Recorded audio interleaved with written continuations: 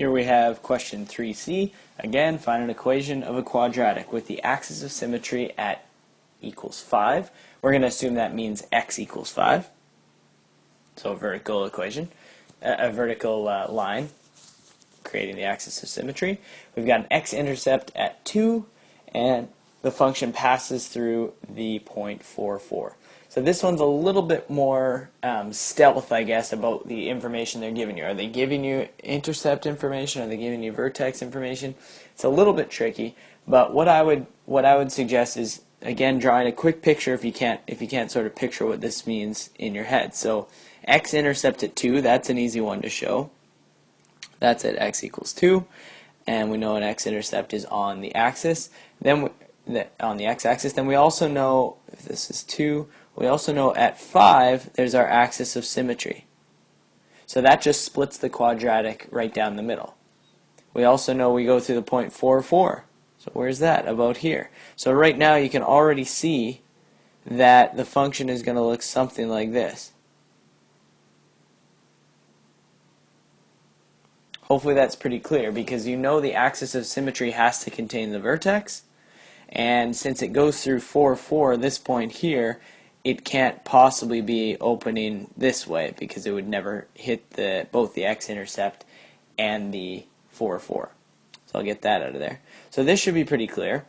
What else did this tell us? Well, it says x-intercept at 2, that's one of the x-intercepts.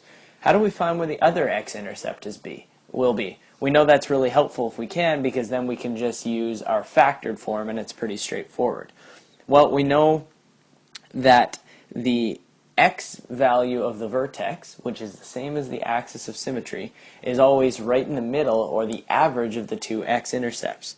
So we know that 5 is the average of 2 plus our other x-intercept divided by 2. Okay, think about that again. We know that the x-intercepts are always sort of equidistant from the axis of symmetry. That's the whole definition of symmetry, is that it splits it down the middle. So if we take our two x-intercepts, the average of the two of them has to be the axis of symmetry. So if I just quickly solve for x here, I get 10 equals 2 plus x. Remember, x is our other x-intercept, so somewhere over here. And we get x equals 8, which makes sense. If you have one x-intercept at 2, one at 8, 5 is right in the middle of the two, so that must be the axis of symmetry. So we've now got not only an x-intercept at 2, but an x-intercept at 8. Now it just becomes a straightforward question where we can go ahead and use factored form of this form, x minus h, x minus k, then use our 4, 4 afterwards to solve for a. So I'm going to fill this in. Y equals, we still don't know a, x minus 2, because that's one of our x-intercepts, x minus 8, that's the other one. Now we use 4, 4, just like in part B of this question.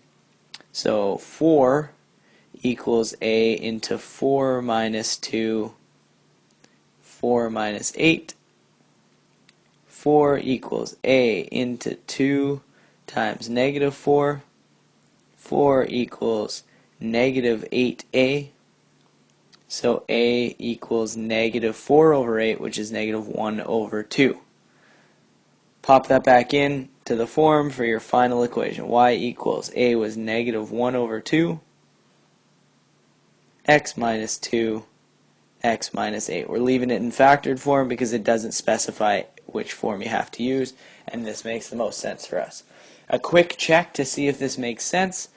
We know from our little quick drawing here that it's going to be a downwards facing parabola, which means our a value in front has to be negative, which it is, right? Negative 1/2.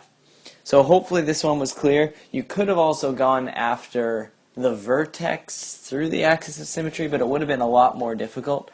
What they're giving you there is the midpoint between your two zeros, so they want you to go and find the other x-intercept, which was 8 in this case. Hopefully this is helpful. Stay tuned for part D.